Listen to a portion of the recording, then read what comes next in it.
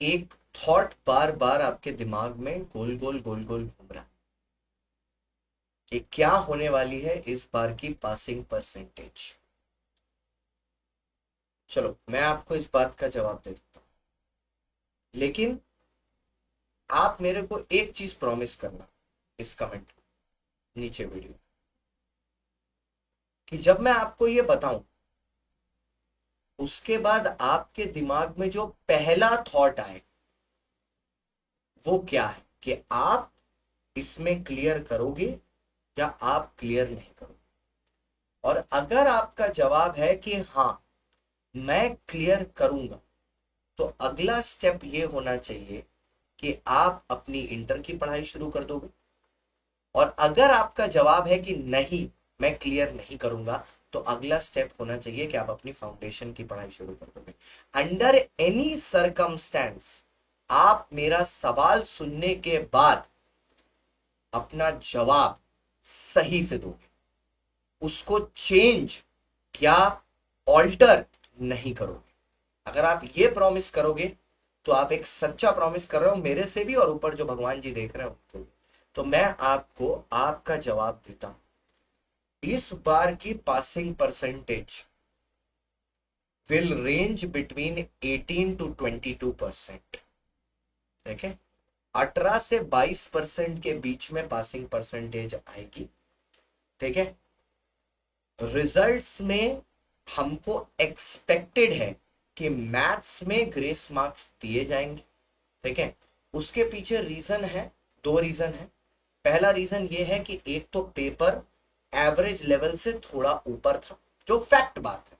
बाकी यूट्यूब के गुरु कुछ भी बोले कि ये दो क्वेश्चन टफ था बाकी इजी था, वो सबसे हमको फर्क नहीं पड़ता। मुद्दे की बात ये टफ तो था भाई, एवरेज बच्चे के लिए टफ था। मेरे को पता, मैं हूं एवरेज बच्चा, मैं हूं एवरेज बच्चा मैथ्स में।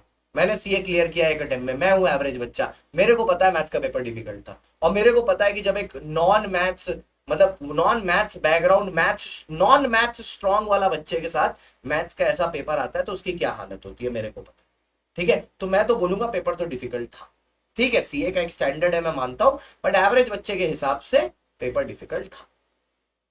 तो वहां डिफिकल्टी के लेवल के लिए तो ग्रेस मिलना चाहिए। साथ ही साथ दो क्वेश्चन भी गलत थे। ठीक है, अब वो दो गलत क्वेश्चन के लिए भी ग्रेस मिलना चाहिए। ठीक है, ये रही बात आपके इसमें मैथ्स में। अकाउंटेंसी के पेपर में कोई गड़बड़ नहीं थी, कुछ नहीं थी, तो उसमें ग्रेस का कोई सवाल भी पैदा नहीं होता एज यूजुअल, क्योंकि उसमें कोई भी गड़बड़ थी भी नहीं। अब बात आती है लॉ के पेपर। तो लॉ के पेपर में बच्चे बोल रहे हैं कि जो सेक्शन 8 कंपनी वाला जो क्वेश्चन था उसमें ऊपर लिमिटेड वर्ड से शुरू हो रहा था, क्योंकि और वो गलत है, क्योंकि सेक्शन 8 कंपनी लिमिटेड या प्राइवेट लिमिटेड अपने नाम के पीछे नहीं लगाती। बात आपकी बिल्कुल सही है, बट क्या वो क्वेश्चन पर कोई इफेक्ट डालता है? बिल्कुल नहीं। और क्योंकि वो क्वेश्चन में कोई इफेक्ट नहीं डालता, आपको एक नंबर ग्रेस के नहीं मिलेंगे उसके लिए। जैसे क्वेश्चन पिछले आपको पिछले के पिछले अटेम्प्ट में याद होगा, एक ऑथराइज कैपिटल वाला रिलेटेड एक क्वेश्चन आया था बच्चों का अकाउंट्स में। क्योंकि वहां पर ऑथराइज कैपिटल से भी कोई रिलेशन नहीं था, बच्चों को कोई ग्रेस नहीं मिली थी। लेकिन हाँ, लॉ के पेपर में ग्रेस होने के चांस किस वजह से हैं वो सुन लीजिएगा।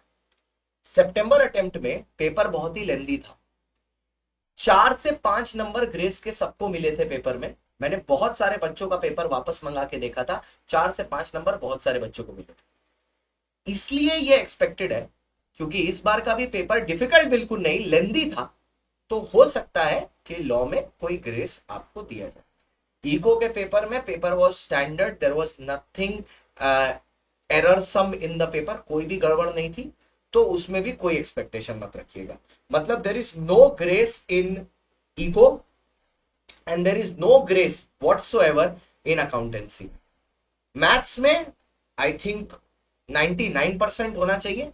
लॉ में आई थिंक 70% इज श्योर कि अगर पिछली बार दिया तो इस बार भी देंगे, and that is it. Passing percentage 18 से 22 के बीच में। अब ये आपने सुन लिया, आपको अपना प्रॉमिस याद है।